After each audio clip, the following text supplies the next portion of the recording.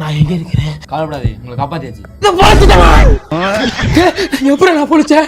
நாங்க தான் 10 லட்ச ரூபா கடன் வாங்கி ஒன்று காப்பாத்தணும். 10 லட்ச ரூபா கடன் வாங்கினீங்களா? அடப்பாவிலா, நான் 2 லட்ச ரூபா கடனுக்கு பயந்து தாண்டா பார்த்து குடிச்சேன்.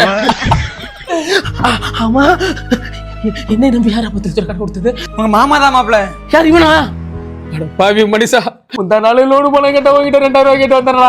அதை நீ கொடுத்துருந்தா இன்னைக்கு நான் இந்த மாதிரி மருந்து குடிச்சிருப்பானா? இல்ல மாப்பிள்ள, எங்க நீங்க போயிட்டீங்கன்னா நான் கொடுத்த 15000 ரூபா கொடுக்காமலே போயிடுவேன்னு தான் மேற்கொண்டு 10 லட்ச ரூபா போட்டு உங்களை காப்பாத்தினேன்.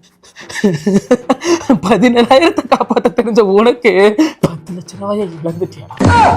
என்னம்மா என்னடி? நீங்க நல்லபடியா உடம்பு குணமாய் வந்துட்டா குடும்பத்தோட கார் எடுத்துட்டு குலதெய்வ கோயிலுக்கு வர்றதா வேண்டி இருக்குங்க. ஆண்டி, எந்த குலதெய்வம் இப்படி கார் எடுத்துட்டு வந்தாதான் அருளாக்கு தரேன்னு சொன்னிச்சு. ஆண்டி, காருக்கு வாடகை எவ்வளவு வரும் உனக்கு தெரியுமாடி? வேண்ட இருந்தா அப்படி நீயே போயிட்டு வந்து